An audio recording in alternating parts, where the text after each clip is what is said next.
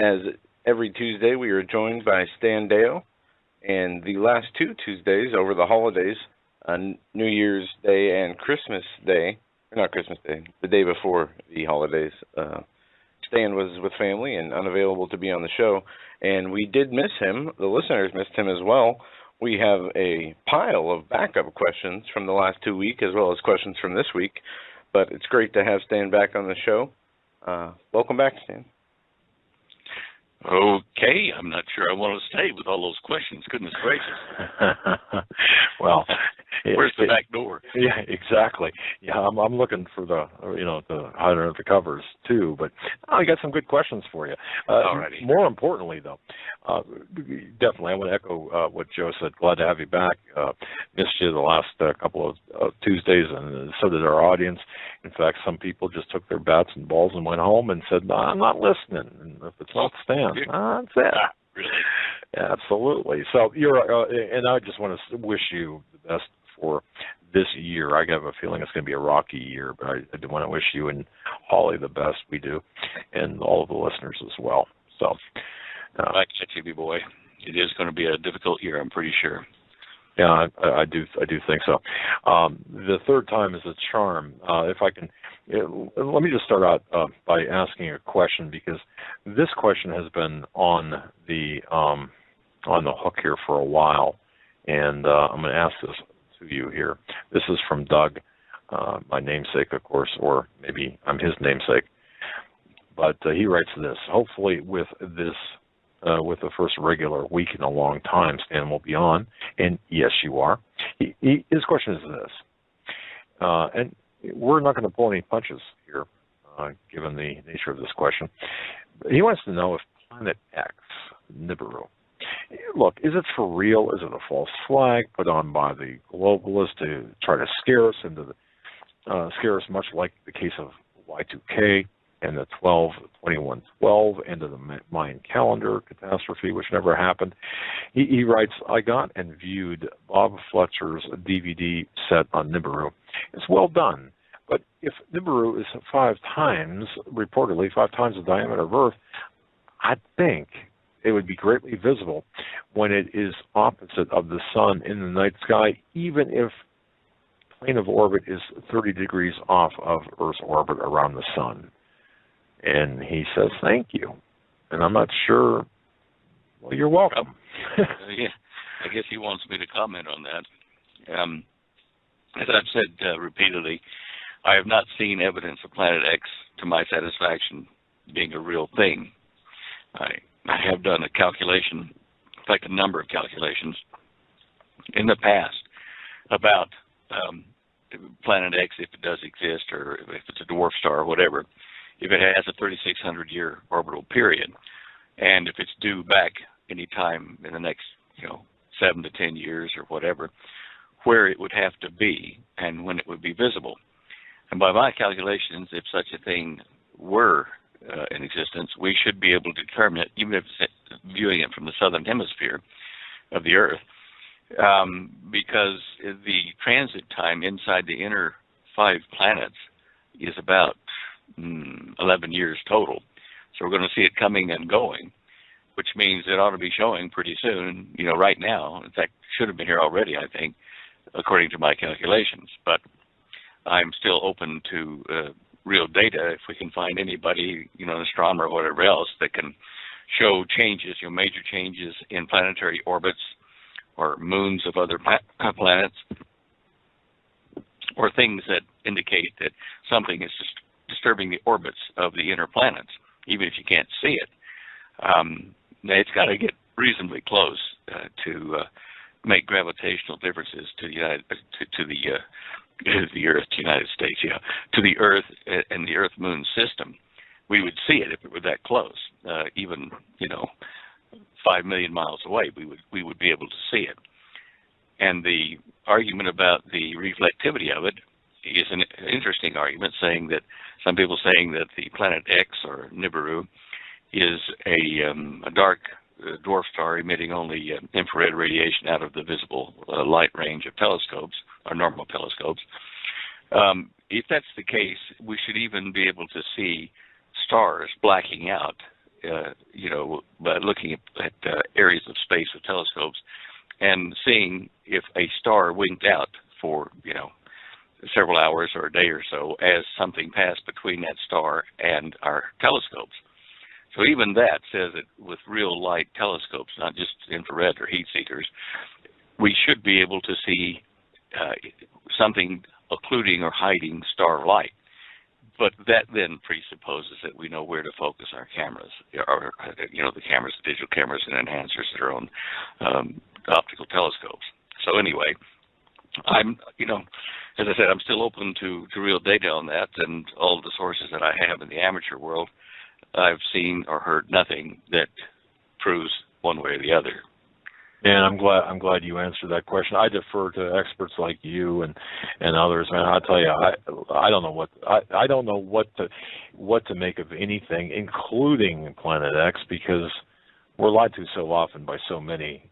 It just, I just don't know. And it's crazy. It really is. Well, let me ask you, the guy that asked that question, if you knew that it was real and that it was going to suddenly appear and wipe out all life on the Earth or something, would it change what you do tomorrow? I mean, why not just live and prepare for various emergencies, like, Holly talks about in that Dare to Prepare book, or, just to fit out, I mean, yeah, something like that. Yeah, we exactly. What can you do about something like this except just normal preparations, practical preparations? I totally agree. I agree with that. So, thanks, Dan. A voice of reason in the wilderness out there. I got to tell you. Well, perhaps maybe, Stan, rather than take away from your time, maybe you want to talk about things that are important to you first, and then we can get into the balance of the time with listener questions, or however you want to do it. Well, maybe I can talk on a subject, and then we can have questions, and then go back to another subject. I mean, there's a number of things to talk about, but nothing that really leaps out other than, forecast by various experts on, what 2015 holds for us in the economy and the share market and things like that. But one of the things that I have been telling people to look out for is some exceptional changes in the sun. And certainly over the weekend, we did see that, in that NASA and NOAA pointed out that there was a huge hole in the coronal layer of the sun and the southern hemisphere of the sun. This is indicating to me that we are going to see some surprises from our sun, perhaps this year, which will start to lead us toward the fulfillment of some of the prophecies in the book of the Revelation of John in the Bible. So let's keep an eye on that. I mean, right now we've got another active region on the sun, 2253, with a 50% chance of M-class flares today. And I looked at the images off of the satellites, and sure enough, in the southern hemisphere of the sun, even though the center was blocked out, I could see a large flare coming out about 12 hours ago. It's probably not Earth-directed, and being an M-class, it probably wouldn't be fast enough or dense enough to get too excited about. But it was what we're seeing in the solar wind at about 430 miles, 300 and I'm just doing a calculation here, 2/3, 8. Yeah, right, at about 320 miles per second with a minor proton density of about 10 per cubic centimeter. We're not worried about that now. I did see an interesting article on spaceweather.com today related to that, where one of the experts at spaceweather.com, Dr. Phillips, took a flight from Reno to Phoenix, and he brought on board the aircraft a pair of ionizing radiation detectors. And sure enough, he found that the dose of radiation you get at about 38,000 feet or so in an aircraft is 42 times higher than you get at ground level. And, and that's just normal solar activity and ultraviolet and X-ray and that kind of stuff. But when you have a solar flare or an X-ray flare, in essence, you are going to get much more than that as the light or the radiation from that X-class flare hits the upper atmosphere, if you're in the air at that altitude above the shield of the atmosphere. But in normal flying, just to put people's mind at rest, in normal flight, if you have exposure, say, for a 5-hour flight to this ionizing radiation from the sun and other places, it's about as bad as a dental X-ray, which is pretty heavy dosage to get through your skull, and for some of us, it's an extra dosage to get through the skull. But anyway, you can have a lot of dental X-rays every year without being worried about it. So he's just kind of telling you, in the norm, you do get more up there. They've proven it. But if we have other activity which increases the radiation hitting the Earth, then it could be danger for people flying on that particular day when the dose hits. And that's in addition to fears about, EMP, electromagnetic pulses from the sun, which would kill our grid. And an EMP from the sun, if it hit the Earth square on, could be as much as 100 to 400 times stronger than one generated by a nuclear bomb detonated up over the country and, at a couple hundred miles altitude. I mean, people worry about that, but worry more about the sun, and that's the gist of this whole discussion here, is what's happening on the sun. Keep looking at it. Go to spaceweather.com, go to soho.com, and keep an eye on that. It's important to watch. Yeah, extra dose, what's SPF 1502. Yeah. Wow. Oh, my. Well, yeah. Just one more thing to... Well, actually, no. I mean, as long as we're balanced about it and we look at it and we understand the nature of the threat. So, but signs definitely in the heavens, including, but not limited to the sun. Indeed, that's it's fascinating. I gave my daughter, who was over for Christmas from Australia on the west side, where they have a lot of sunny beaches. Christmas present to her was a solar ultraviolet radiation meter for her and the girls when they go out to swim. Because I think it's going to be more important as time passes. Would you recommend that for people here in the U.S. or anywhere? I mean, as crazy as that sounds. Well, look, at higher altitudes where we are in Colorado, we don't have as much shielding from the atmosphere as people elsewhere. And so, yeah, I would suggest that this some sort of accurate ultraviolet meter would be useful, and particularly ones that can tell you what SPF you should use on that particular day. Interesting. Okay, fair enough. All right. Well, that's interesting. All right. Joe, well, we've got a question here from Angela. I'll pop in here. And Angela, and I believe, I'm not sure where she's from. I'm thinking that she might not be in the United States. But having said that, this for Angela. Been hearing a lot lately about CERN and the restarting of the Large Hadron Collider. Do you have any knowledge concerning its purpose or opinions about it? Thank you so much. And that's from Angela. Well, yeah, she's probably, wondering about the possibility of a black hole being formed by the testing they're doing, and it would swallow up the Earth. And even though it could possibly, if worked as they wanted to, generate a minute black hole in the CERN as it was operating, I don't think that it would be long-lived because it has to absorb a number of other things. And I think in that case, I still wouldn't worry about the CERN. Let them go ahead and do what they're doing. I don't see anything in biblical prophecy that says the Earth gets swallowed up by, a black hole or something like that. And I believe that. I believe we're safe from that, but there's a lot of other things to be concerned about that are probable. All right. That's good to know.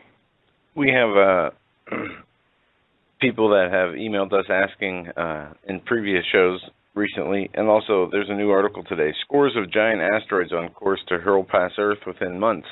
NASA reveals. They say that almost 70 asteroids on the radar within 100 miles that are 100 miles wide are going to be whizzing by the Earth. And we know that this is nothing new. The asteroids fly by us all the time, but they're saying that there is a chance that there is a devastating consequences if one were to strike the planet. They don't specify if there is one in particular. They have a few that they say are possibilities. Have you seen anything that would warrant concern as far as any near-Earth object? Yeah, and this is important to me, Stan, because my wife is making me wear a bicycle helmet outside everywhere I go. I'm not exactly sure anyway. because of this. Yeah, I was going to say, I think that she, But anyway. are you leaving room for that aluminum foil pointy hat? It slides over the aluminum foil. Okay, that's good. Now, look, I know that, I don't know why they put it in the press, but certainly a couple of days ago, a day or so ago, NASA listed a potentially dangerous asteroid to fly by our system, the Earth-Moon system, on the 26th of this month. But when you look at the details of it, even though it would be a nasty thing to hit us, are you there still? Yeah, I'm here. I had a check. Back's dropping out a bit. Hold on a second. I'm just going to try something here. It's something, Joe. When he says, "Are you still there?" I have to look down to see if I'm still here. And I'm here. Okay. Are you there? Yeah, we're here. Okay, that's better. Is it? Yeah, I was getting dropouts for some reason, so I took my what do you call it? An equalizer out. Maybe that was doing it. I hope that was it. Yeah, you're coming in 5x5 actually. So.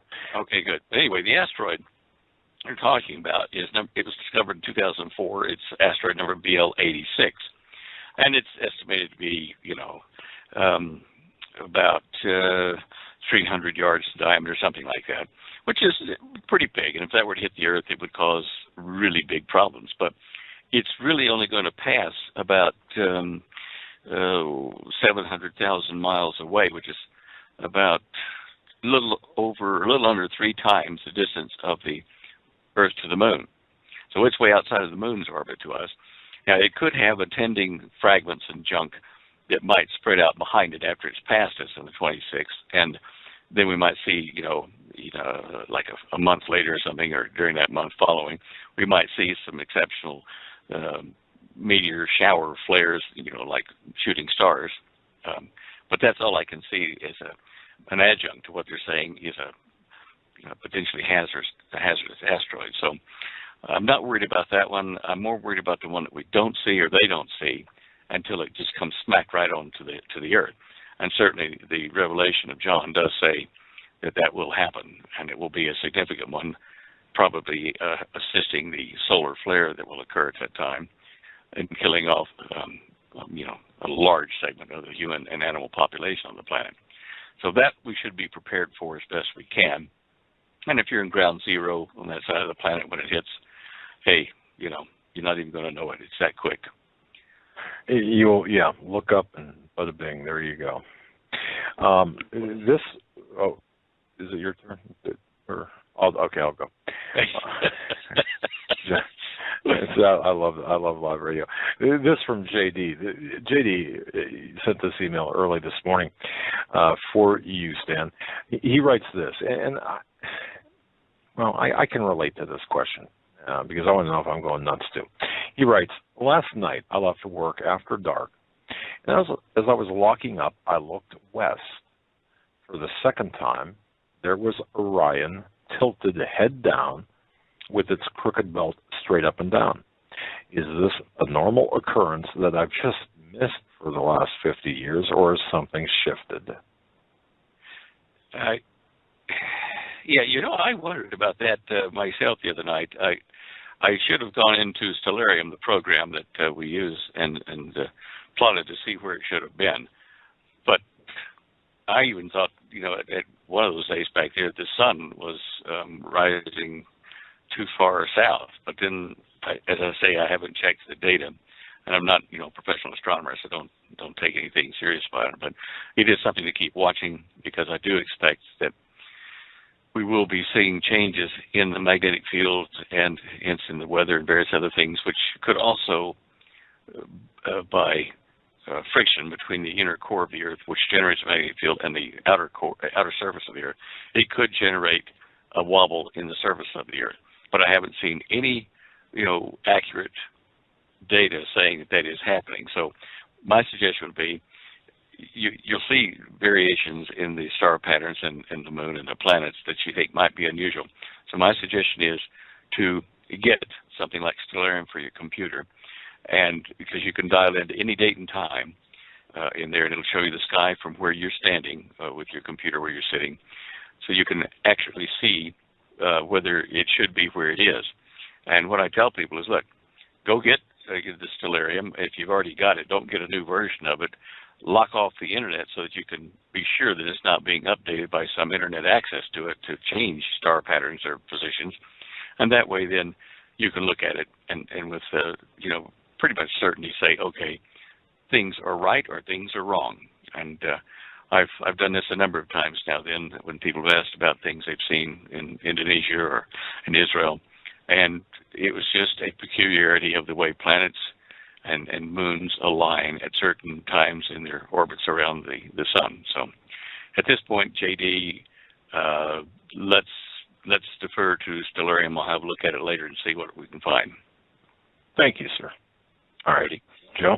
All right. We've seen that there is a earthquake or two earthquakes in the Dallas-Fort Worth area. And seismologists are investigating the source of these quakes, wondering if they are due to fracking or if they are natural occurrences. A 3.5 earthquake today hit Dallas, and they say that there's been a series of tremors that have rocked the Dallas area in the recent past. And they also say that they're investigating the source could be from an implosion of the Texas Stadium in 2010, which initiated these issues. Have you looked at any data or seen any? Well, I saw the earthquake there and west of there as well, but I don't know about the implosion of the Texas Stadium. I mean, what was that caused by? It was a demolition. A nuclear event. Oh, no. They just demolished it. That would have been big enough to cause that size earthquake. No.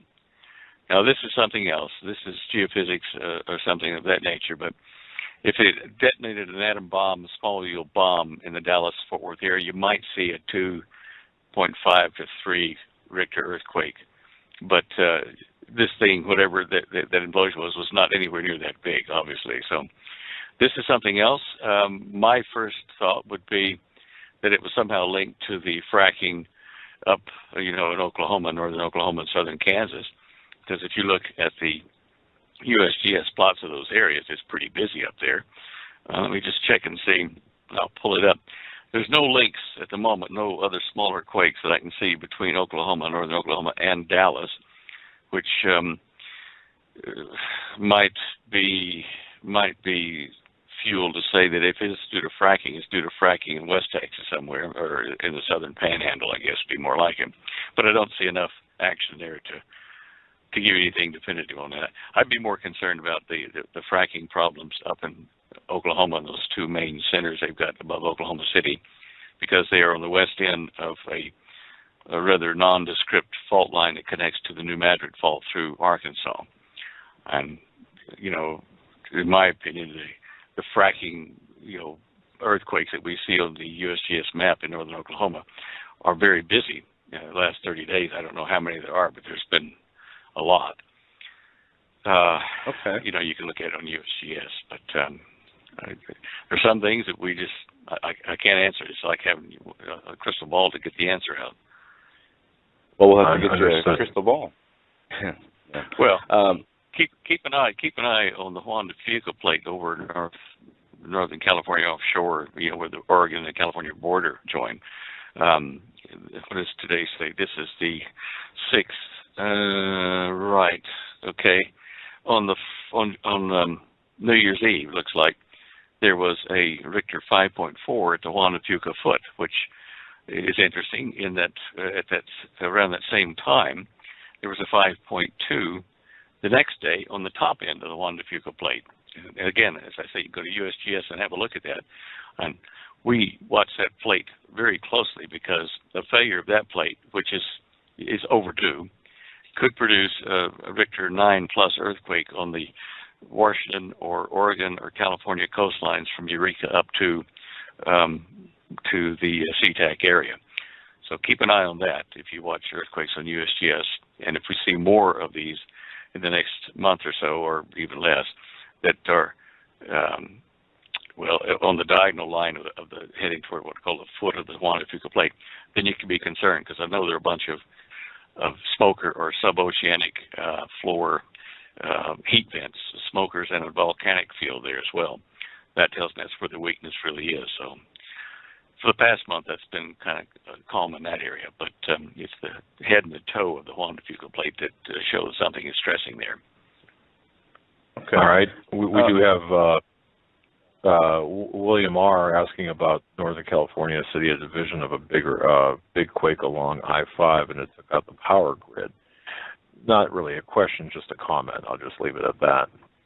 Well, I don't know. I mean, I do know that I've seen years ago in a dream vision of volcanoes from Mount St. Helens all the way down to Mexico City, maybe 6 to 8 volcanoes all erupting at the same time in a manner that would be breaking off the west coast of the United States into islands. So it hasn't happened yet, but it was so real. And the things I saw were things I hadn't thought about at the time, like cars slipping off of the highways when they were trying to get further west over the mountains to get to safety over, in Idaho or Colorado, whatever, Nevada. And the ash coming from these volcanoes was moist. And they put moist ash on the roads, and people were sliding off into canyons and stuff when they would go around the corner, no traction in it, and they were dying that way. So, to me, that was pretty significant in that, I thought, wow, I'd never thought of that, but I saw it in the dream vision. So that's pretty interesting. Oh. Yep. Yeah, as if insurance claims are hard now. Just kidding. All right. The coronal hole that's been at the bottom of the sun, a lot of people have been talking about this, and the solar wind or whatever it is that is being projected out of that coronal hole, it looks to be much smaller now. But did you see maybe 4 days ago how it seemed to engulf the whole bottom of the sun? Even now, it's let's see, it'd be about, in the southern hemisphere, it would equal about 30% of the southern hemisphere toward the southern pole of the sun is dark, and you can see that in probably 4 spectral shots there in the extreme ultraviolet telescope. 304, 284, 195, yeah, all of those show it still today.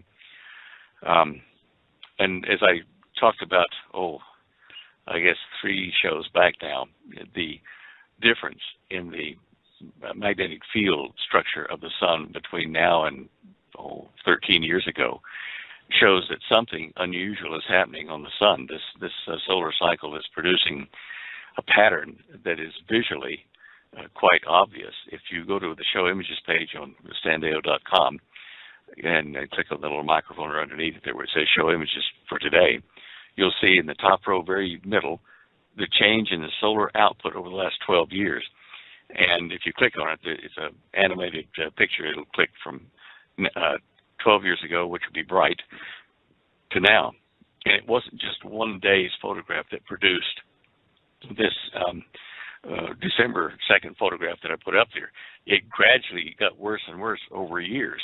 Over the last 12 years, I went back and searched through every year, watching the images of the sun taken in this particular wavelength. And it does show us that there is something unusual happening, and even in the 2nd of December of 2014, just a month or so ago, you can see that coronal hole was starting to form then in that image. So if you look at it, you'll see that. Yeah. The sun is definitely going to be you see what I'm saying? And the Bible tells us it's going to be a major factor in the judgments of the revelation on the earth. So for that to happen, the sun has got to do something unusual, and it has been ramping up for that over the last 12 years. Interesting. What correlation is there between these massive coronal holes and sun and solar flares?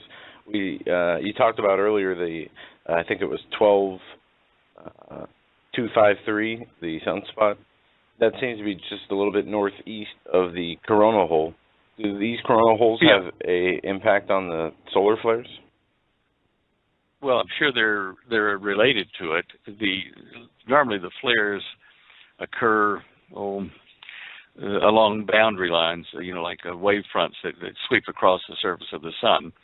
And that coronal hole, I would expect them to occur on the boundaries of that, and probably on the the side of that coronal hole that's closer to the equator of the sun. That seems to be where things break out, and you could attribute that perhaps to the centrifugal force being greater around the equatorial regions of the sun as it spins, and adding that to the magnetic filaments that rotate and flip around in there and form magnetic storms on the sun, that if you do get a thinning of the coronal layer, that outlining it on the top edges of that toward the equator will produce the flares. And that's not good, because that's more Earth directed. Sadly, that's just the way it is. You see more of them in the semi-equatorial regions than you do in the polar regions. And with a black hole there forming, which is just a temperature difference, it is sending out radiation more toward the southern part of our orbit, so it doesn't really directly hit us. So anyway, that's all I wanted to show on that. It's rather interesting. All right. Is it my turn or your turn? Oh, go ahead. No, just tell me. Well, I'm just trying to figure out whether to proceed. Yeah, you can go ahead. Get into anything. Okay, now we're talking all these things here about space and astronomy. I ran across something here the other day. Someone sent me a link and said, "What do you think about this?" And I thought, well, okay, about what?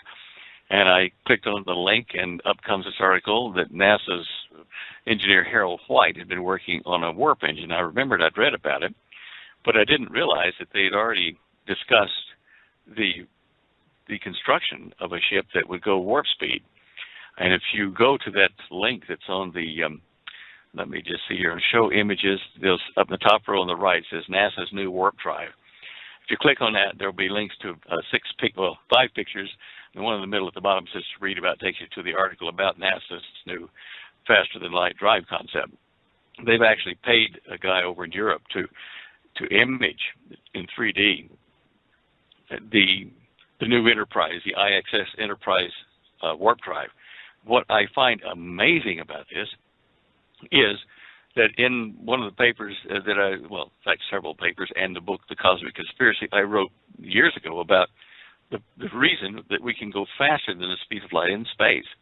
And in doing so, the design would have to use a donut or toroid shape to curve space in front of the craft and then compress space back behind the craft so you can scoot on through.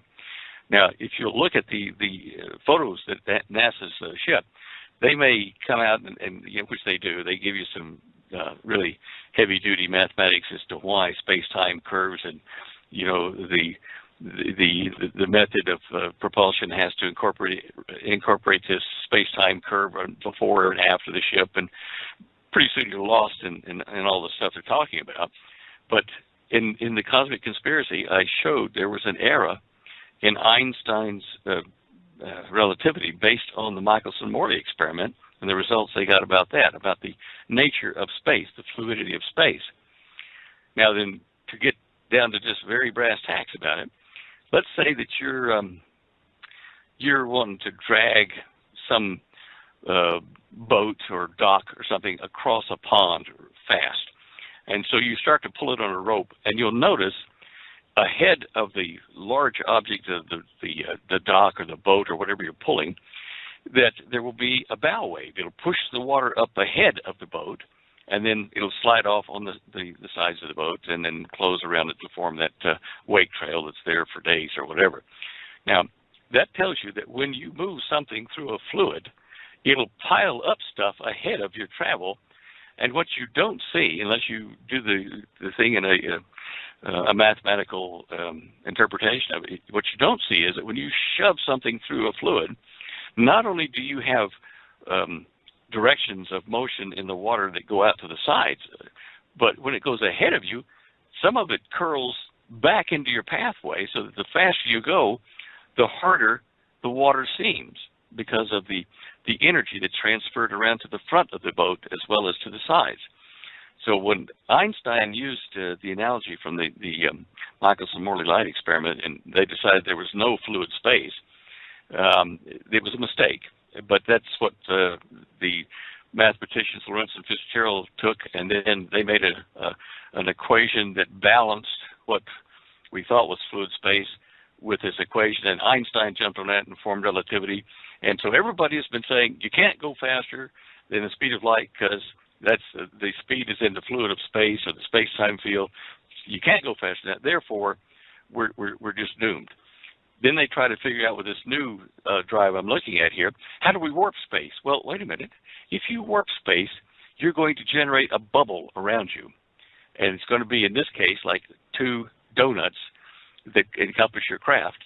And that's going to allow that donut and the fluid of space that you trap in it to move a lot faster than the speed of light. Why? Because doing it that way, you're not just pushing through space at all. You are creating a hole by breaststroking at high speed in space ahead of you. These invisible parts of your field go out in front of the ship and scoop the space around to the back of the ship to form a pressure area, just like you do if you were breaststroking in the water. You can do it a lot better that way since you're not pushing your way through space. You are being accepted through space. In that respect, then, you can go many times the speed of light, and it makes the universe a lot smaller than we thought. I've got 2 questions related to that. All right. Let me see how to put these questions. All right. If let's see here. Hang on just one second here. Stand by. So yeah, if you're in a car and you're traveling at the speed of the lights, would your headlights work? Would your headlights illuminate the way? Well, and what's the speed of dark? But anyway. If you use Einstein's field equations, the thing is that as you approach the speed of light, your vehicle would start to flatten out because it's going to meet an infinite resistance to travel, and the light would bend and flatten as well. It wouldn't go anywhere. But that's one of the things in relativity that just didn't work right. When you build a mathematical model of something, you build it based on certain things you accept as true. And until you can then test that theory or hypothesis on all kinds of variations within your model, you're not sure that it's perfect for everything. It's missing parts. And relativity is missing parts because even Einstein found that there were some problems he could solve in his mathematical representation of reality. But when he tried to bring those solutions to problems back through the mathematical gateway into the real world that we live in, he couldn't do it. The mathematics would not allow him to do it. There was a plug there, if you wish, and it was simply because the mathematical model he built did not incorporate everything, the theory of everything. And of course, that's the physicist's dream, is to find the true theory of everything, the TOE theory. But anyway, as far as the light in your car, it presupposes a lot of things. As an example, that you're in an atmosphere and you're on the Earth, and you're not traveling in space. If you get in space, you have no atmosphere, and you shine the light ahead of you. But if you start to go the speed of light, then the light is just going to be there on the interface surface where the bulb in your car is, on your headlights. It wouldn't go back. But to exceed the speed of light with your car, you would have to have that bubble around you, and therefore the light would shine out of your car headlights to the edge of that bubble, which you're inside of, and nobody outside the bubble would see it because you're moving it faster than light. Gotcha. Boy, what a question. Well, actually, if you want to know the truth of it, comedian Stephen Wright, that was one of his introspective sayings or questions to a mind-numbed audience. Well, Einstein did that himself. He was famous for making those things about riding on a train, and if you're shooting the light this way and that way with the direction train or against it, he in an elevator falling, would it be the same as gravity and falling, and all these kind of situations. He used those examples to tease his own mind to figure out what he had to answer. Well, you bring up a good point, and I should know this from perhaps high school physics or whatever, but seriously, you're falling in an elevator, and if you jump before it hits the ground, is it going to make a difference? Not much. Okay, I didn't think so. Yeah, I should have paid more attention in high school. Look, you're going to have to push against the floor of the elevator when you leap, and so that will possibly add speed to the elevator itself.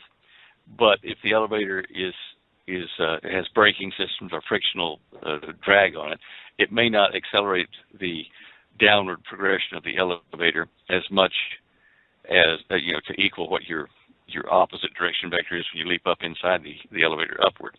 So it would make a minor difference to it, but not enough to save you, I don't think. Just prepare to get hurt. Prepare to say ouch, depending on what flight you're falling from. Well, if I had to do it, I'd lay down on my side and put my arm under my head and neck and hope for the best. That's, so you don't break your neck or legs straight out. Reduce the compression on your body from a vertical position by laying in a horizontal position and protecting your neck. You know what? That's actually, seriously, folks, that's actually good advice and useful advice. Not that you're going to be finding yourself falling in an elevator, but bracing for any kind of impact, fall kind of thing. Even falling, falling from a standing position. You're going to want to obviously fall, or instead of falling on your head, it does make sense to mitigate the bodily damage by spreading yourself out a little bit more. There was years ago, back in I think it was the late 50s, there was an Air Force sergeant on a flight over the Rockies here somewhere, piney wood type things, and he got blown out of his aircraft. It was like one of those transports, and the back door was opening, and he was blown out, and he had no chute or anything, and of course he thought he was dead. But because his aerodynamics were such, he level flew instead of feet first. He spread out and he flew like sideways, like a plane would. And the winds and storm around him, it carried him into a field of pine trees. And he didn't fall straight down on them. He fell at an angle, which allowed him to slow his fall, his impact speed, by passing through the pine trees at the top level where the pine branches were softer and thinner than down at the bottom. He lived through it, and he had, of course, pine needles stuck through him, but he did live through it by distributing the impact over a greater surface area rather than at the head level or whatever. You see what I'm saying? Same kind of. Yeah, and makes sense. It really does. I'm not going to do it. Well, I'll say this.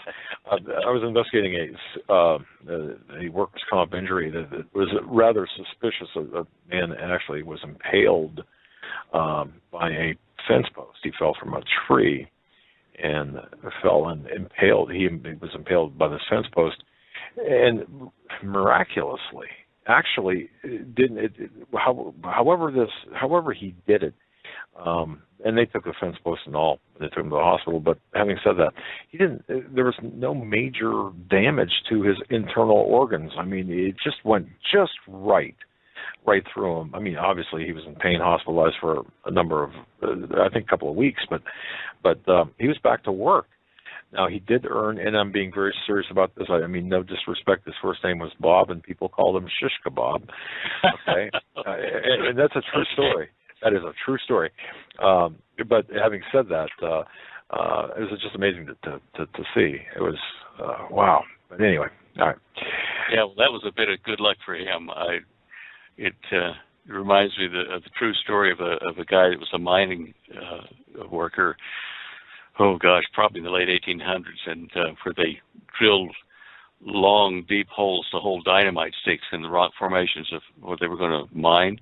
And these guys would take these steel poles and tamp, the dynamite sticks into the hole that they dug in the rock.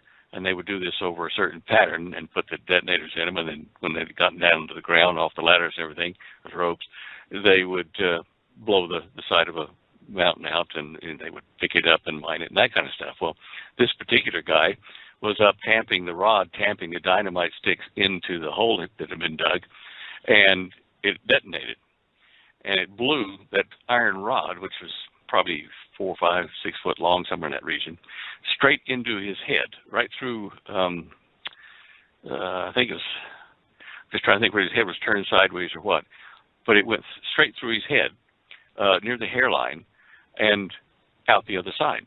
And he, picked himself off the ground because it blew him off the ground, off the rope as well. And he had a headache and, didn't bleed much. For some reason or other, it sealed up. And so later on, the headache got worse as we went to the doctor. We found out he had a hole right through his head. And about the only thing that it did to him in later years was it made him better at mathematics and lousy at other things that normal people would do, and as far as cognitive functions or whatever. But he functioned with a hole right through his brain like that. That's amazing. So, it is. Wow. Reader's Digest picked up the article years ago, and I remember reading it, and I thought, boy, it just was luck for that guy that day. Oh yeah, that's exactly. Man, that's crazy. Have you been watching the Dow Jones this year? Yes. Yeah, what do you think of what's going on with this? The volatility behind it. Well, the rise ultimately, but somewhat volatile. But well, it'll go up and down, up and down. The question is whether the median change, of the curve, the average curve, will continue to descend. It's obviously dropped 2.5% in the last week, like 700 points, and which is 700 points going back probably 2 or 3 weeks, but still it's dropping. And there are a lot of analysts trying to figure out this is the beginning of the bull market bubble bursting.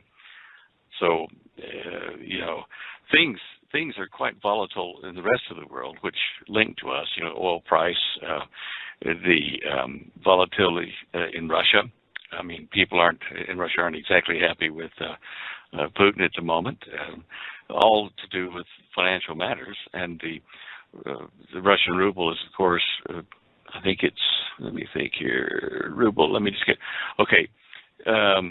Last year, over the whole period and gaining velocity toward the end of the year, the ruble dropped down about 40% against the U.S. dollar, which is making them unhappy at a consumer level in Russia.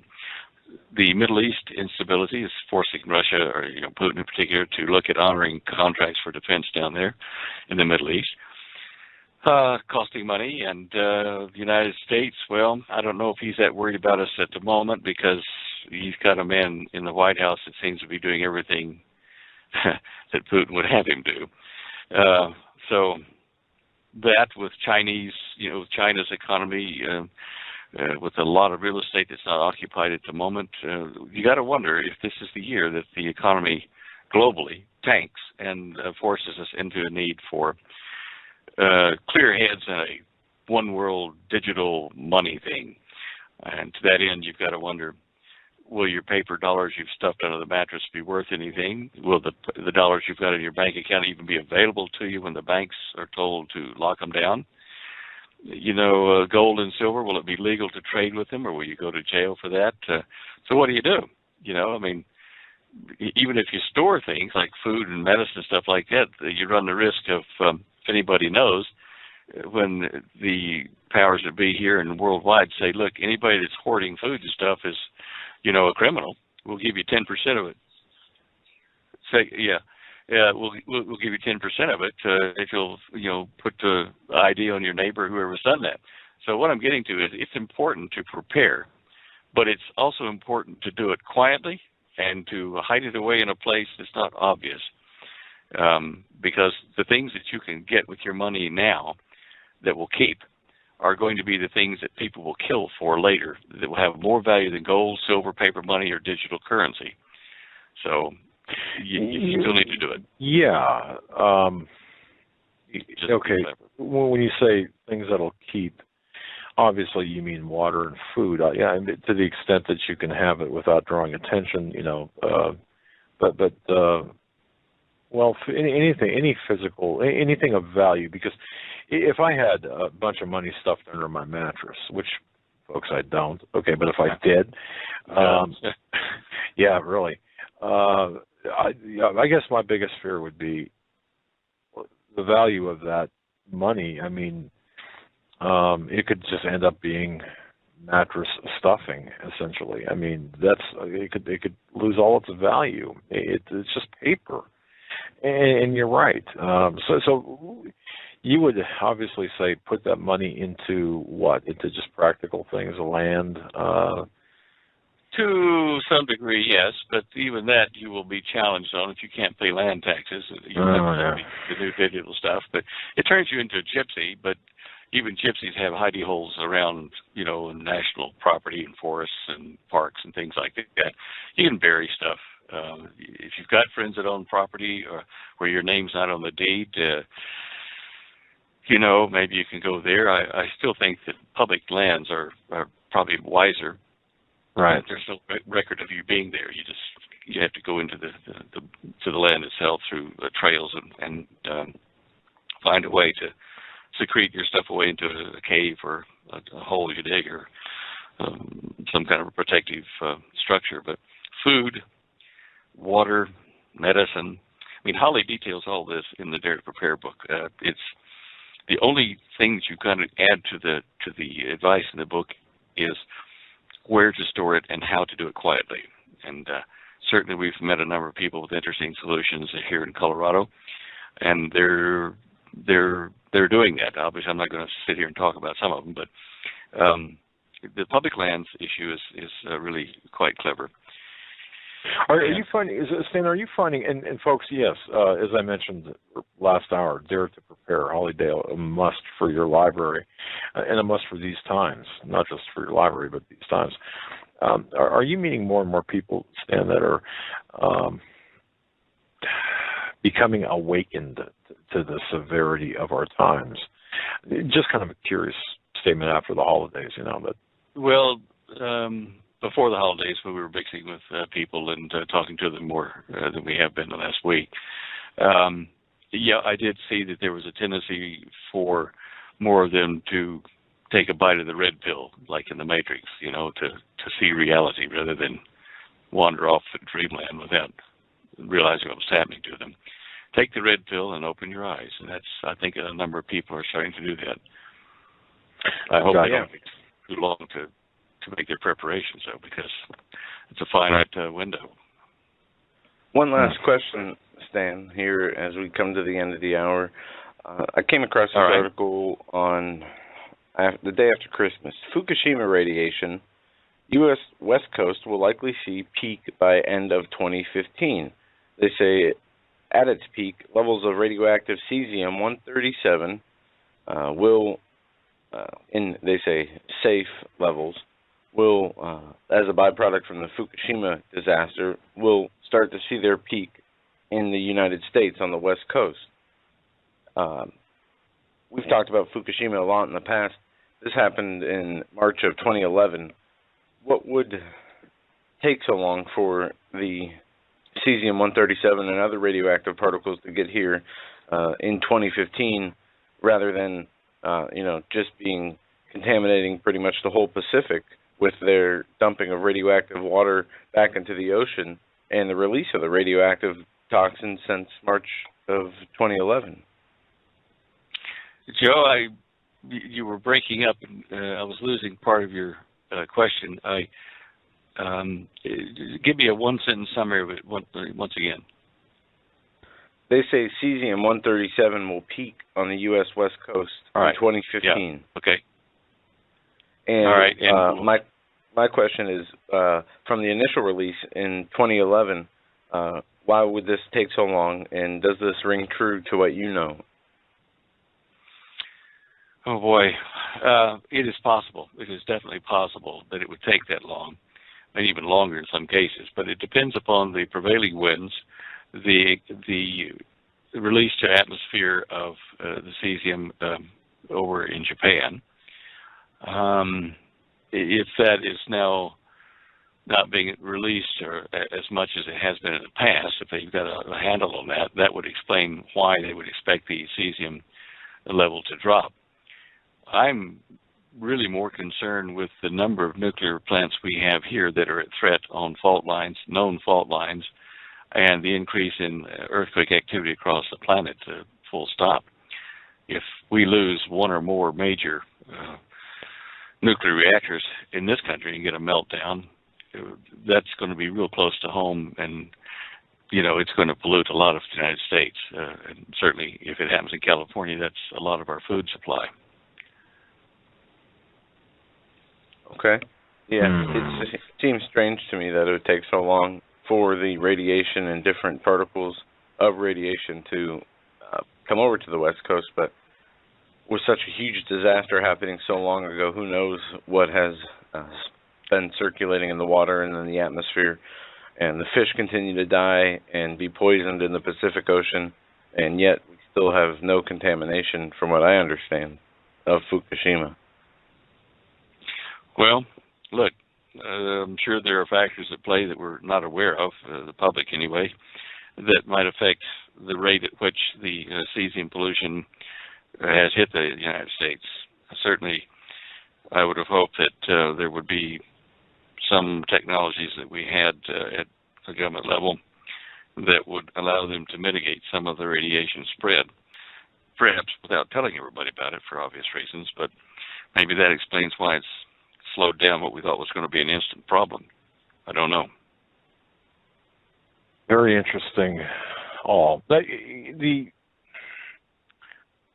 You're not saying, though, and when I was listening to Joe ask that question, I immediately thought of like the fish and the bottom feeders in the Pacific and such. They still took a big hit, right? I mean. Oh yeah. Okay. All right. It's just that when I was kind of thinking through that as you were talking, and I just want to make sure that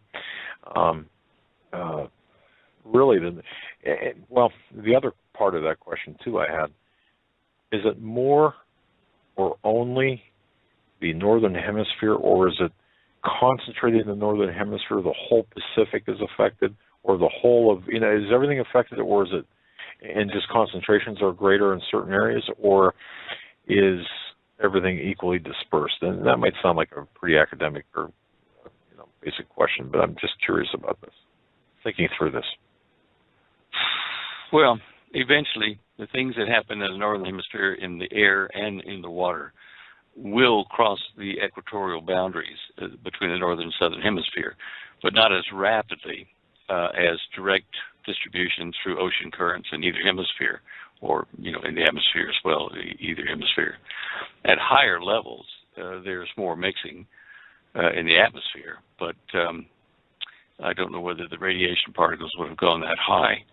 You get extremely high-speed winds, the higher you go up to a certain point, and then nothing at all when you get to the edge of space, or, between us and the moon or whatever. But gotcha. There's just so many variables, Doug. I finally just gave up trying to figure it out myself. I thought, right, there's so many things that we don't have data on at a consumer level here. We'll just have to go with the flow. I mean, what are you going to do? Stop eating? Yeah, exactly. Yeah, and I have a tendency to overanalyze certain things, and I guess at this point, it's really at this point, we're how many years into this now? At least with Fukushima. Okay.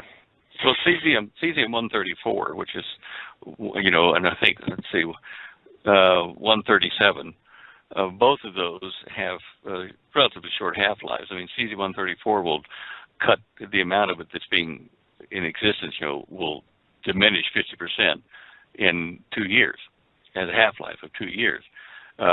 Whereas some of the other isotopes of cesium, like 136, has a half-life of only 13 days. Or cesium-137, which was mentioned, it does have a half-life of 30 years. So it takes 30 years for half of the stuff that's floating around to die off and become, ineffective as far as emitting gamma radiation. But,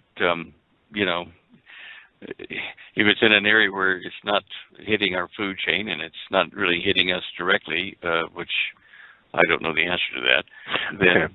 Yeah, I got you. And just a follow-up last question.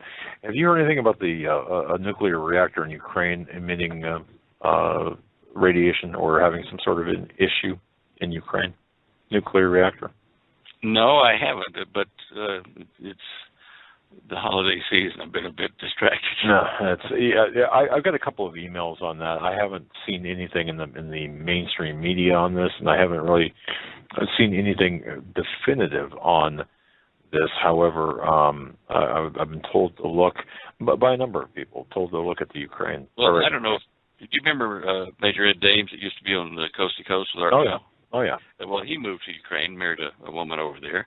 And, I would think that if it were something that he could get out as a news source, he would do that to tell us. Because he always seemed to be able to I get didn't information out. I didn't know he was living over there. My goodness, okay. Yeah, I haven't heard from him in a while, but that was, would be my first thought was to see, if he said anything or if it's leaked out through his sources.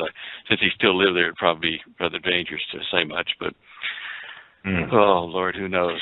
Indeed. Well, Stan, I want to thank you so much. We want to thank you so much for your time this evening. My goodness. Boy, rough night back. A lot of questions from people wanting to get your take on things. So. Well, I wish I could have been more informative on some of those, but they're just some of them that's just almost impossible to get trustworthy information on. No, I get that. I get that. Absolutely. I'm just looking through here just very quickly. We talked about CERN. All right, here. go ahead. Tamara was talking about CERN. CERN, have you heard about the increase in the magnet strength of the Hadron Collider in CERN? And that is being restarted. We touched on that. The magnetic field is generating, is 150 times stronger than the magnetic field around the Earth. They are saying that this will open more portals to other dimensions, which means ultimately more demonic activity. Could this be part of the upcoming? That's different. Now that's different. I think I jumped the gun on answering that, talking about black holes, but I do think that portals, or a portal spoken of in the book of the Revelation, John, may well open up and allow beings from a lower energy density universe, like in our minds it would be like from below, to open up like a pit and let these entities through. Now, whether the CERN function does that or not is another issue, and the fact that it's a circular field is kind of interesting too, like a outline of a portal. Anyway, I don't know. These are uncharted waters for us. Very good, sir. Well, I just want to say thank you so much for your time tonight, and thank you for being with us. And well, thank you for the couple of weeks off. I did enjoy it. I'm glad. So you had family from Australia up here. Oh, yeah. I had two granddaughters I'd never met and a son-in-law I'd never met, and we had a great time. They spent Christmas Eve here, and the reindeer actually came into our kitchen and left pine needle footprints and stuff and pine cones next to the water and carrots they were eating, while Santa Claus was in the other room, eating some of his cookies and a bit of the milk. So we had a great time with the granddaughters discovering all this. Wow. Is that their first time in the U.S.? Yeah. Okay. All right. Just curious, how long of a flight is that? I'm just curious. Well, with the layovers and stuff, it's just under 24 hours. Wow. You leave Australia and you fly over to Dubai, and then you have a transfer of planes, and then you fly from there over to over Europe and then over into Dallas where they landed. But, the actual flight time might only be about 15, 16 hours, but with the layovers and, transfer of planes and flight schedules, you could expect to be on the go for 24 hours. So, man, wow. Can you imagine with two little kids at 8, no. 6? I mean, oh boy, it must be a trial. I got to tell you, you should imagine with two little kids, and Joe being one of those little kids at 6 years old or 4 years old. My goodness. Oh, yeah. He was a terror, yeah. Did he give you a funny look now? Yeah, now he is. Thanks, Dan. All right, brother. Thanks. Give our best to Holly in God bless you. Good. Thank you so much. Bye-bye. Thank you. Thanks, Dan. All right. Folks, that was Stan Deyo, StanDeyo.com, and definitely, seriously, Dare to Prepare is one of the best resources ever. You got to get it, you really do. Just go ahead, because you're going to be looking for it in mid-2015, or maybe if we're lucky, late 2015, but it's a great resource. Dare to Prepare at StanDeyo.com. Click on the, you can find it, click on the book section there, and definitely a great buy. Folks, you're listening to a Tuesday edition, Tuesday January 6th, 2015. We're going to be right back after these. Stay with us, please.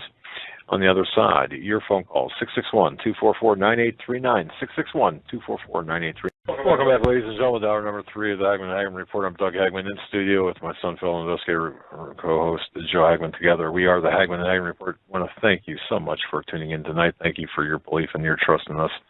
I want to mention this, too. Tomorrow night, we're going to have Steve Quayle and Tom Horn. Don't forget, mark your calendars, tell a friend, tell a mundo, tell whatever, I don't know.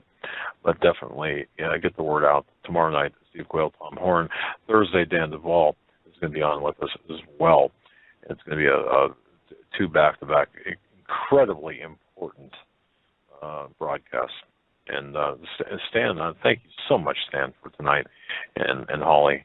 God bless you both. But have you noticed the passe aspect of the royal sex scandal?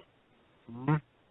Yeah, Jeff Epstein, the convicted pedophile, Jeffrey Epstein, of course, he's close friends with Bill Clinton.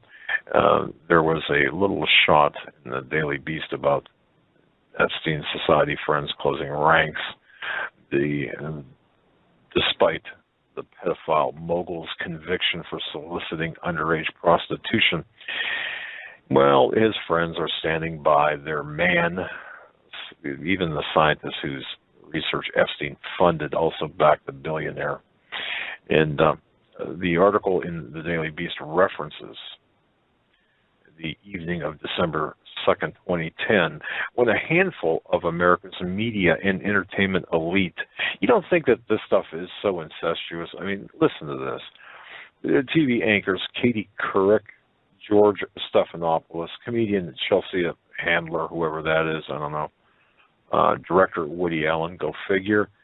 Boy, what a surprise that is.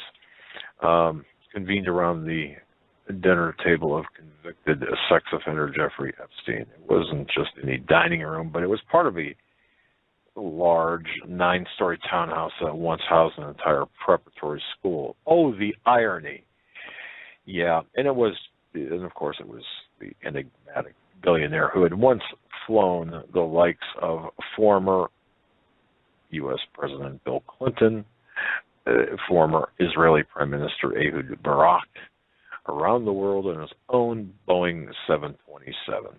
Yeah. Now, ladies and gentlemen, I'll just say this, okay? The level of immorality, the level of debauchery, the level of satanic goings-on, the level of pedophilia, child slave trafficking. Now, I'm not saying that these people are involved in that. The stuff that you see when you dig down deep into these power brokers, these real satanic idiots out there that are involved in the satanic stuff, the more sick to your stomach you'll get. And I would contend the real belly of the beast of the satanic is within the halls or the walls of the city of London, including the royal family and everyone associated with them, at least on a societal level. And then you get into the power centers in Rome and the power center in D.C. and, of course, all throughout Europe, how they look at things. This is just an incredible story. I do believe that with this story, you're going to find accounts of rape, obviously, sex trafficking, obviously. Kidnapping, yep. Murder. Yes, murder, absolutely. Child. And we talk so very cavalier-like about these activities. But isn't this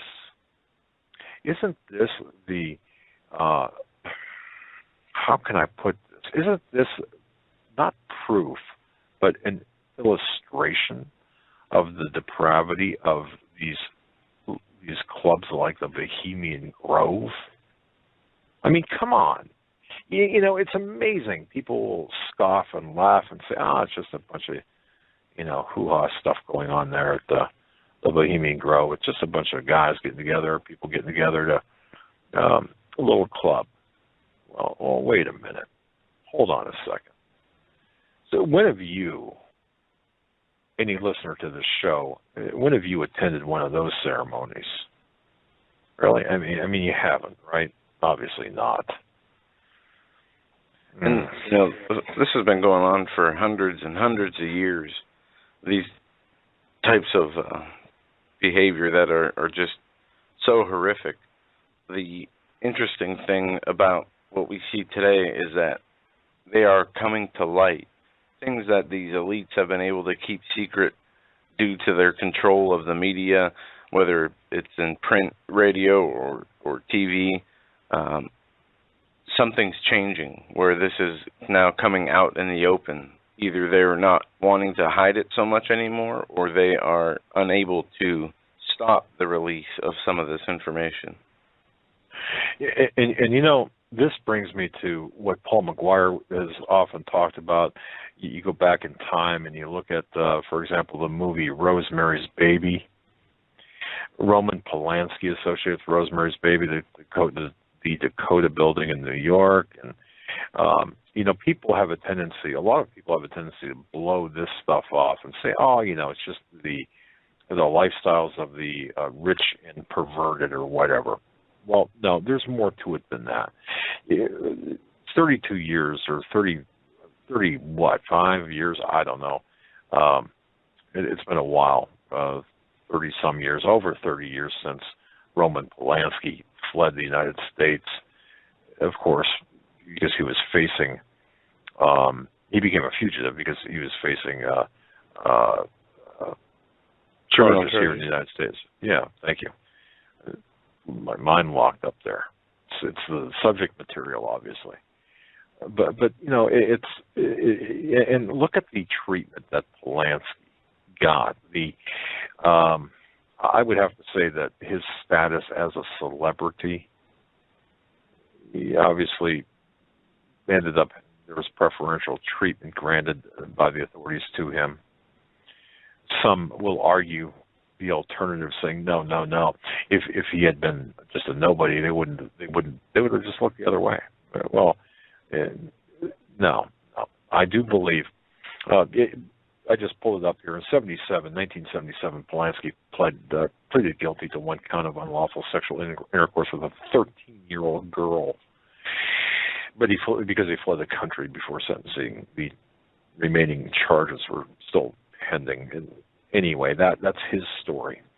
But there is more, folks, much more to this story, much more to this than we are being told. This has Satanism, satanic aspects of it written all over this. Later this week, perhaps on Friday, we'll get into that in greater detail. The more I find, the more I look, the more I find, and the more I find, the more interesting and perverted and twisted this gets. So, and it does speak to, or it does go back to what Paul McGuire talked about as well. So that's that, and of course, I'll just mention this in closing and push it back over to Joe. It doesn't take very long. Politics as usual, and I'm sure tomorrow the mainstream media, the talkers behind the mics are going to be lamenting. Oh my goodness, John Bonnier, he's back and he's leading the charge now, right, as the majority leader. And he's taking revenge, or has already taken revenge on at least two of his political puppets, himself a puppet. But did you expect anything less? Do you think that, as Steve Quayle says, there are no political solutions to spiritual problems, and this is a big spiritual problem? Folks, we are really in for the long haul here with respect to immigration, illegal immigration amnesty, that is Obamacare. And I do contend, and I'll just say this in closing, I contend that if the morons who rejected out of hand the issue of Barack Hussein Obama Barry Soetoro's eligibility would have listened in the first place, we would not necessarily be in this mess where we are today at this moment in time. And they, you know, the birthers, the truthers, all of the pejorative names that we are called. Shame on you people, not you listeners, but shame on the people who are kowtowing to the sweeping this under the rug. Right, right. And, you know, I do have some righteous anger, I believe, about this, because it's all right there. And I'm going to tell you right now, Obama would not even qualify to be a dog catcher for a Fortune 100 company based on my research into his qualifications. Look, I've done background investigations for Fortune 100 companies for board members and for executives. And I'll tell you, it wouldn't... No, wouldn't have flown at all. Would not fly. He would not have gotten away with this. None of it. And yet our Congress, and I'm nobody. I mean, really, okay? I'm nobody. Oh my gosh, I'll tell you, I'm riled up. All right. We can take calls, but let's hit a few pieces of news, and then we'll take some calls here in just a few short moments. Some new economic figures have been released today. Under Obama, the federal debt has increased $84,000 per full-time worker in the private sector, but it gets worse. The federal government, here we go. The federal government dove, are you ready for this? I'm going to make sure I get this right. Let's see, million. 7 gazillion. No, 789 billion. No, it has to be trillion. Yeah. No, it's 7.5 trillion. 7.5 trillion. 7.89. Well, whatever. It's over 7 trillion. Yeah. Under Obama, the debt has increased, we'll say, $7.5 trillion. And I know all of you remember the constant barrage of people inside the media, TV media complex, stating how, well, Obama's cut the deficit in half in his time. I know Pelosi's been one of those. But yeah, under Obama, $7.5 trillion increase in national debt. The debt already unsustainable to pay back anyway. So why not just pile on, right? Just keep piling on. Well, you know, willing or not, ready or not, decidedly, we are all involved in an all-out, drag-out, no-holds-barred, three-way, and I say three-way, global competition. You know, most of us, at least most of the people out there walking like zombified people or zombies, we're not competitors. We are the stakes. We are what is at stake for the competition is about who will establish the first one world system of government that has ever existed in the society of nations, at least in modern times. It's about who will hold and wield the dual power of authority and control over each of us, individually and collectively, over the entire population of the planet. The competitors, well, the competition anyway, is all out because now that it has begun, whatever moment in time you choose to select as when it began, well, now that it's started, there's no way it can be turned back or turned off. And the reason mentioning no holds barred is because obviously once the competition has been decided, the world and everybody that's in it, our way of life as individuals and as citizens of the nations, our families, our jobs, the way we do business, the way we go to the store, the way we drive, conduct trade, whatever, our money, our education systems, our religion. You want me to keep going? I can keep going. Our cultures, and even our national identity, which we've all taken for granted, will have been completely, utterly, radically altered forever. No one can nor will be exempted from the effects of this. No part of our lives will remain untouched. And the three-way affair, really, it is a three-way affair. If you look at it, it's some people say, well, it's just two ways, evil versus good or good versus evil, and that I agree.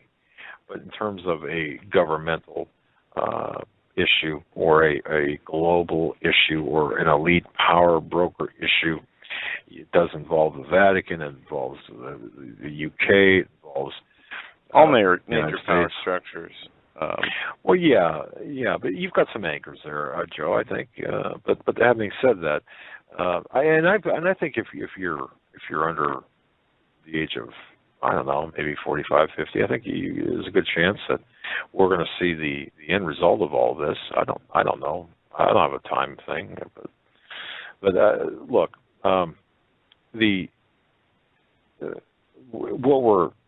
what we're seeing really is the most profound and widespread modification of international, national, and local life the world has seen in millennia. And the competition that, well, I think we can call it the millennial endgame. Maybe that's a bad way to say it, I don't know.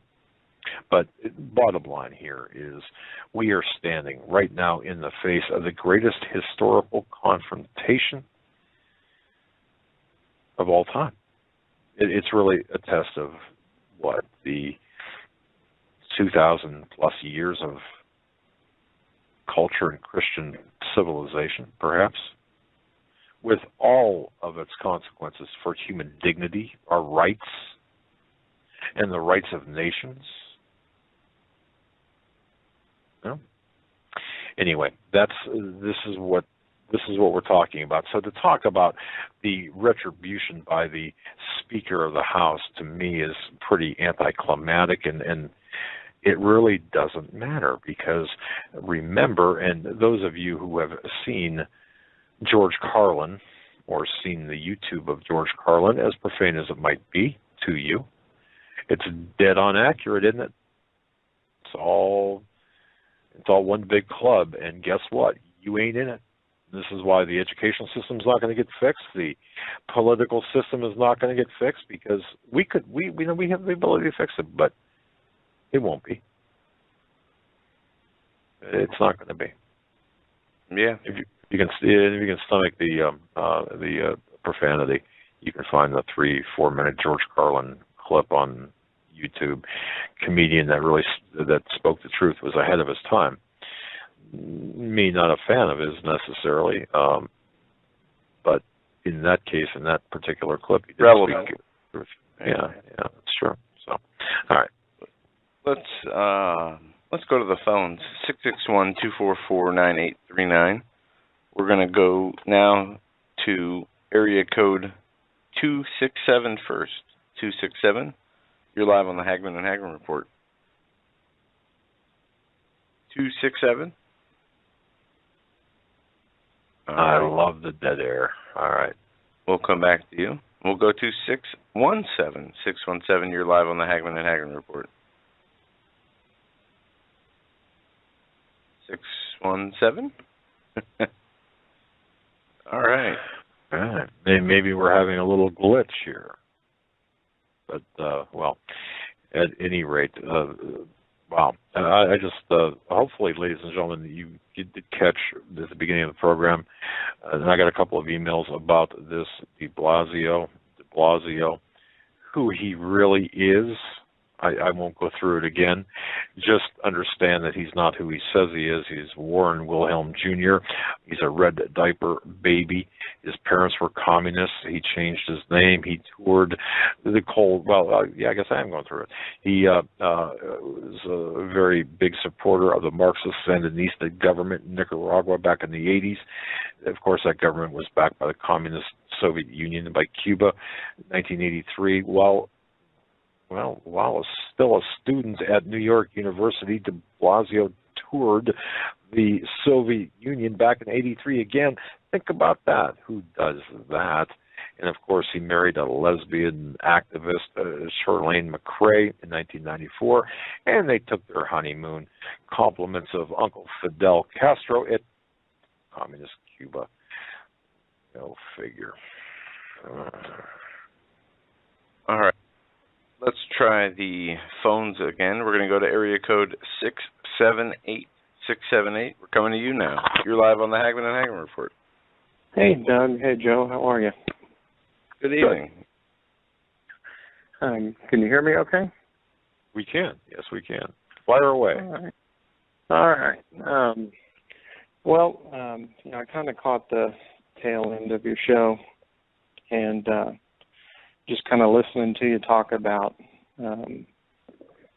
people needing to kind of wake up and understand what's going on, and you were kind of talking about some of the satanic references to what's going on. And I'm wondering if you'd ever researched about Ted Gunderson and the work that he did and what you thought if it was legitimate. Oh, yeah. Yeah. Absolutely. Researching and to his legitimacy, I believe that to be very accurate, yeah. Wasn't Ted Gunderson the one that had, not as much as Joe has, okay, we've gone on separate paths on this topic because it's such a, it's a multi-headed topic here. Didn't Ted Gunderson make some sort of accusation against Art Bell at some point? And I thought it was maybe this is the wrong person, wrong time, but I thought it was kind of a below kind of thing. That was just my take at the time. I could be totally incorrect. It's interesting because I remember, listening to the Art Bell show back in that time, and Robert Ghostwolf, I think, was involved in it, and listening to him. But I don't ever remember anything about Ted Gunderson back then. But there seemed to be information on both sides. That was an interesting point.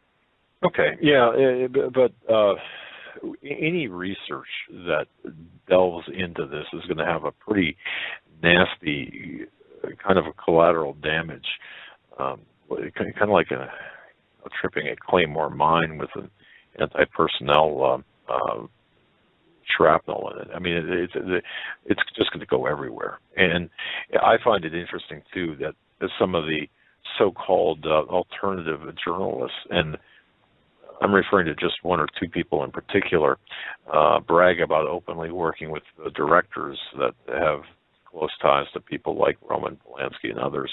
Wow, it's just, it really is a mess. So we have to be careful with which, to whom we listen and how we approach this subject. So it's all truthful, it all comes out, and it's all laid out in a very truthful and, not a hysterical manner, but a very methodical manner, so we can be believed. So people, not so we can be believed, so people will listen to the facts as opposed to hyperbole.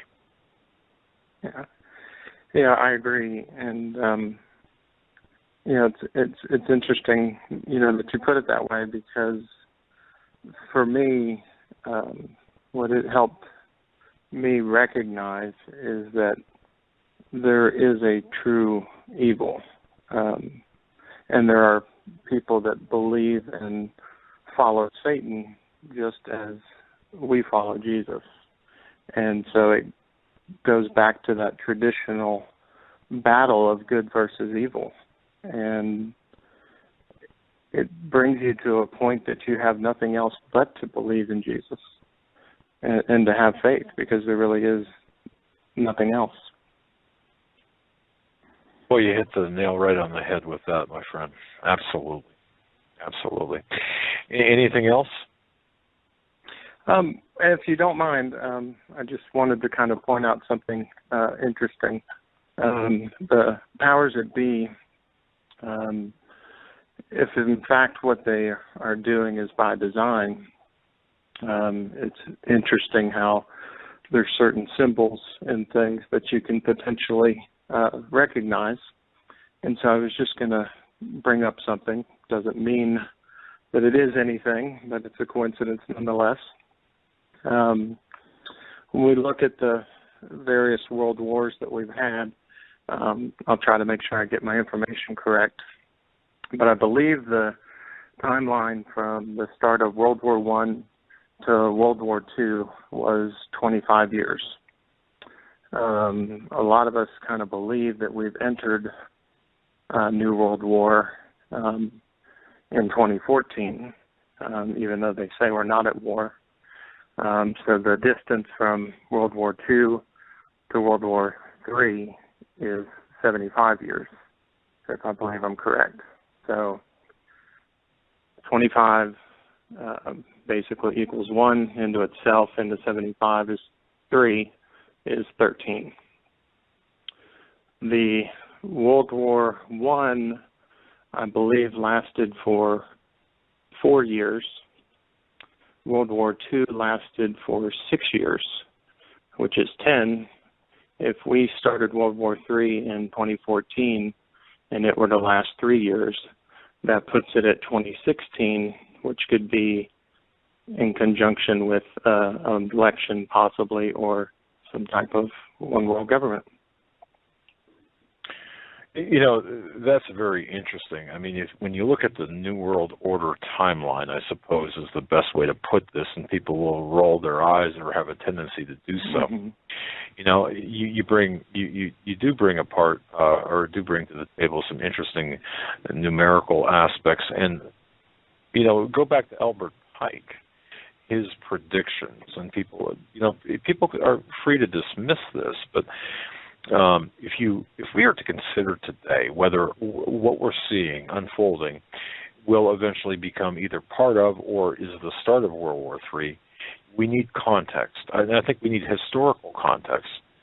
And if we look at what Albert Pike had written, and Pike, for those who don't know, listening, the 33rd degree Freemason occult grandfather who was privy to this grand plan to create a New World Order, meaning a centralized dictatorship with a very small class of rulers, obviously. And if you take that, him, and don't forget William Guy Carr, for example, former intelligence officer in the Canadian Navy. He's written a couple of books. But yeah, I mean, the First World War, the timing of this, the countries involved, and for World War I going into World War II, and then the prediction or the suggestion by Pike for World War III, which would, So yeah, I mean, this is, It doesn't. It's just interesting nonetheless. If they're as calculated and meticulous and diabolical as they are, then whatever ways we can learn to know our enemy. You said that you're late to the program. If you have the time, I'd urge you to go back to the beginning of the program, because I did go through the run-up to 9/11 for a purpose, for the historical context, for the more than that, for the covert, luminous trademark signatures, occult signatures hidden in plain sight, and that goes back to Francis Bacon and others. But if you have the chance to do that, because that might even add to your thought process. All right, my friend. God bless, man. Appreciate it. Thanks for the call. God bless. Thank you so much, guys. Bye-bye. All right, man. Have a great night. All right, let's try and do this. Let's try and go back to 267 area code. Let's see if we can get this right this time. 267. Nope. And we'll give 617 one more try here. Area code 617, we're coming to you. You're live on the Hagman and Hagman Report. All right. I got to tell you this. In 1985, I found this quote too in my research. Norman Cousins, the honorary chairman of Planetary Citizens for the World We Choose. How would you like to be a member of that organization? Planetary Citizens for the World We Choose.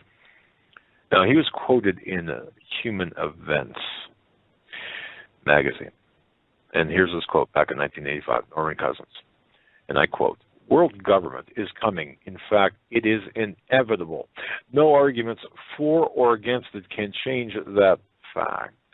Now, Cousins was also the president of the World Federalist Association, an affiliate of the World Association for World Federation, WAWF, WAWF. Yes, everyone say that with me, WAWF. Headquartered in Amsterdam, it is a leading force for centralization and is accredited by the United Nations as an NGO or non-governmental organization. So, oh my goodness. And we can go on from there. In 1987, the Secret Constitution and the Need for Constitutional Change, sponsored by the Rockefeller Foundation. Oh, you find them everywhere, right? Arthur S. Miller, he provided us some thoughts back in 1987 by saying that a pervasive system of thought control exists in the United States. Now, who'd have funked that, right? A pervasive system of thought control exists here in the United States. The citizenry is indoctrinated by employment of the mass media. Okay, so now there we've got the guy from the Rockefeller Foundation saying that the mass media, mainstream media, it's verified, they're part of this illusion, this thought control system, and the system of public education. Oh, surprise, surprise. Isn't that Gomer Pyle? All right, people are told what to think about. The old order is crumbling.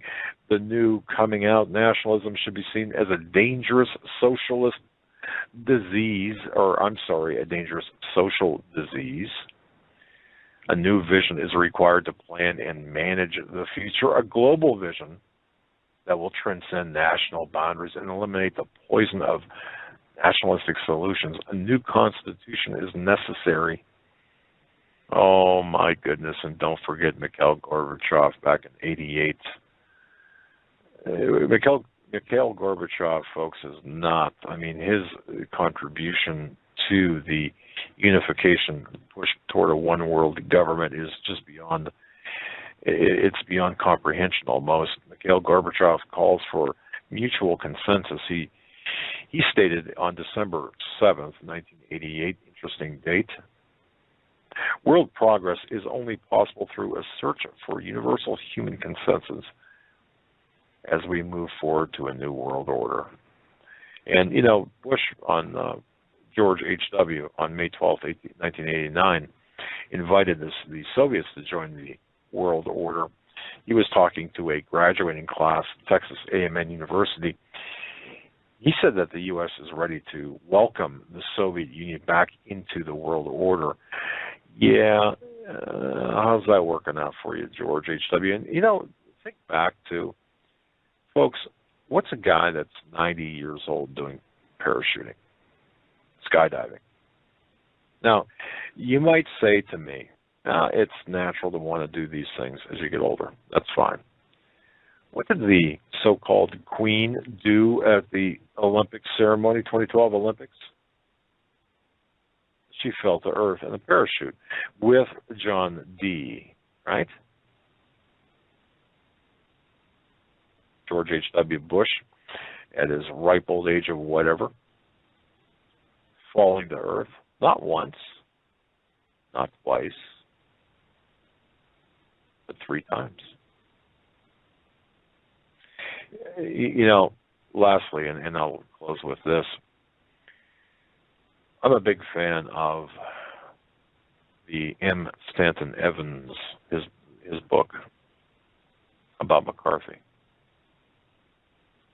Senator McCarthy, where he was right all along. McCarthy was correct. Carl Bernstein of Woodward and Bernstein, the Watergate people, in their book Loyalties, a Son's Memoir, back in 1989 when it was published, let's see here, his father and mother had been members of the Communist Party. What is this? Seriously. Bernstein's father tells his son about the book, meaning Loyalties. You're going to prove Senator Joseph McCarthy was right, because all he was saying is that the system was loaded with communists. And it was. That's my interjection there. Back on track here. And he was right. I'm worried about the kind of book you're going to write and about cleaning up McCarthy. The problem is that everyone said he was a liar. You're saying he was right. I agree that the party was a force in the country, meaning referencing the Communist Party, which is the backbone to the New World Order. So all of you homosexuals out there, now listen carefully to me. This isn't hate speech. Mention homosexual and my inbox just fills up. All you homosexuals out there, how do you think you're going to be? You're having a great old time. In fact, on the sewage site, Democratic Underground, or no, it wasn't on that. It was on the... Anyway, they're celebrating Florida as welcoming gay marriage. I mean, it's a big celebration. But see, y'all are going to be the first to go. You think that they're going to put up, the communists, the oppressive regime are going to put up with your abhorrent lifestyles? Of course not. They're sucking you in. They are. They're sucking you in. Man, oh man, oh man. People are just so, I don't know. Help me. I'm glad Steve Quayle's on. Steve, you listening? Call me. All right. Just kidding. Folks, don't send an email. I'm just kidding. I'm just kidding. Okay. There's an article from the New American. Human progress is accelerating, says Cato. The Cato Institute continues to update its human progress website with sources from around the world showing geographically the enormous progress human beings have made in every conceivable area of their lives, especially over the last 50 years. From communication to the environment, from housing to transportation, there's a data set that shows how far the human race has come in a very short period of time. Cato's primary purpose in continuing to develop its humanprogress.org website, already remarkably robust, is to dispel the common myth that things are getting worse and at an accelerating rate. Unfortunately, there is often a wide gap between reality and public perception of that reality, including the many policymakers, scholars, and intelligent laypersons. To make matters worse, the media emphasizes bad news while ignoring many positive long-term trends. We hope to correct these misconceptions. They go on to say, after all, the mainstream media bombards its audience with the ever-increasing and discouraging litany of disasters, both impending and pending, from wars to hunger, child labor, sex trafficking, and poverty. They go on to say that life expectancy, even though all this bad news is being talked about and constantly pumped down our throat, life expectancy across the world has improved astonishingly. This is one of their indicators that human progress is moving along and doing so at a successful rate. It goes on to say that the murder rate in medieval Europe was more than 30 times what it is today. It says that there is, between the internet, cell phones, falling prices for air travel are connecting more people than ever before, even the poorer countries. More children are attending school, the AIDS rate has fallen, and workers are working fewer hours and suffering fewer injuries. And you would think that that's a good thing, right? But ultimately, it's being used to pervert and to convolute the good for the bad. I mean, it's all about consolidation. And once you've got choke points, that's what it's about. Choke points. You know, when Great Britain ruled over the world, they didn't have to control every planet. Just like you, where you sit right now, wherever you are listening to this program, wherever you're sitting right now, the authorities, in quotation marks, they don't have to surveil or control every square inch of land. They just have to control certain choke points, don't they? Perhaps you live in a I don't know, we'll say Buffalo, New York, and perhaps you live within the I-190 90 circle, the beltway, if you will. or any beltway. Isn't it true that all they have to do is close that ring down to control your comings and goings? Of course. And that's what we're seeing right now. It's all about choke points. The same thing that Great Britain did to control the world's commerce. They're doing now on a greater scale. It's all about consolidation, which gives them control. It's all about controlling choke points. And Beth from the UK listening live right now. It's going to be, I just want to say good morning. And boy, I'll tell you, you're either up late or up early. Yes, I did talk about the New York Mayor de Blasio, and she writes, in addition to that, the royal family, Queen Elizabeth II, of course, of the House of Windsor, not really of that family. They are descendants of the German arm of European royalty, the Saxe-Coburg-Gotha family.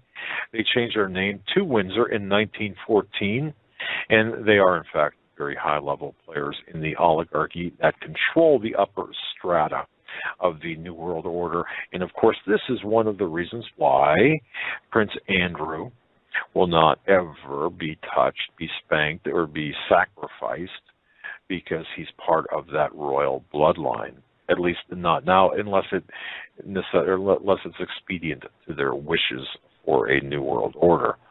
All the leaders of all major industrial countries of the United States and England, Germany, all over the world, especially members of the G7, G8, whatever. Look, folks, they are active and fully cooperative participants in the conspiracy known as the New World Order. The degree of control exerted by this group, well, they've advanced to the point that only certain handpicked individuals who are groomed, carefully selected, they're the only ones eligible to become really the Prime Minister or President of the United States, which is why, in part, I believe you're going to see another Bush in the White House in 2016 if we have elections. And why not? Hey, why not have elections? Throw another Bush in there. Has anything really changed? Well, look at Obama. Has anything really changed under hope and change except more control? The noose tightening. That's enough. But, hey, look, if you are living a homosexual lifestyle, revel in the pleasures, carnal pleasures you have, and the legal pleasures you have right now, because the clock is ticking. And if you don't believe me, well, you don't have to believe me. In fact, don't believe me. Just go out and celebrate. Or repent. According to Politico, take your money outside and toss it in the air and forget about it, because there's plenty more where that's coming from. But this article on human progress is really, half of it gets into some of the claims versus some of what they say are the increases of goodness we see today, but they take half the article and it's a direct shot at Michael Snyder, and they go on to say Michael Snyder has made a living out of harvesting the dark side of human nature. Writing for Economic Collapse blog for years, he continued to join the chorus of naysayers commenting on current affairs. He says that the economy is at a time of an unprecedented collapse, deep political corruption, accelerating social decay, out of control, rioting in the cities, and great disasters. A great storm is coming to America at a time that is quickly running out. And we say a whirlwind is coming? A whirlwind? They say, after shredding this supposed good news containing the latest announcement that the economy had grown at an annual rate of 5% in the third quarter, Snyder patronizes his audience by appealing to their dark side. Anyone with even a minimal amount of intelligence should be able to see the massive financial bubbles the central banks and of the world have created, and anyone with even a minimal amount of intelligence should be able to see that we are headed for a massive financial implosion, which will be extraordinarily painful. But they go on to minimalize and marginalize his claims, saying that all he is doing is trying to sell books through fear. Hey, that's right. It's fear porn. Look, we're selling books. Send your money in. Yeah, send your money in. Go ahead. Oh man, he just the ridiculous lengths some of these people will go, of course. And it doesn't matter if you're a watchman. Look, Rick Wiles, provides tremendous services of information. Steve, Tom Horn, everybody. And yeah, you put it in print form and you charge for it. My goodness, you just get are you vilified because you're profiting from fear? No, you're educating. You're helping prepare people. That's my response to anyone who does decide to email and complain more about that. Folks, thanks so much for listening. I shouldn't end on a low note like that. I didn't mean to. I just want to say this to each and every one of our listeners. Thank you so much. Thank you for all you do. Absolutely. Man, you are so. When I say for all you do, you might have sent an email that wasn't responded to, but I'll tell you, some of the emails really put a big smile on my face. You might have sent a card, a note, a letter, a bit of information. Thank you. Because it most likely changed my outlook. God bless each and every one of you. Till tomorrow. This is Doug signing off.